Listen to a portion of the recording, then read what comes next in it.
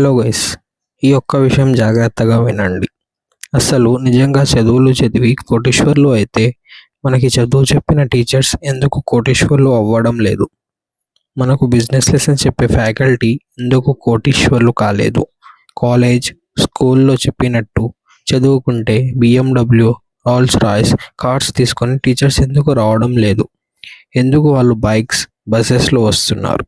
Business classes చెప్పేవాళ్ళు ఎందుకు business mans అవ్వడం లేదు? ఇవన్నీ అబద్ధాలు అని అర్థం.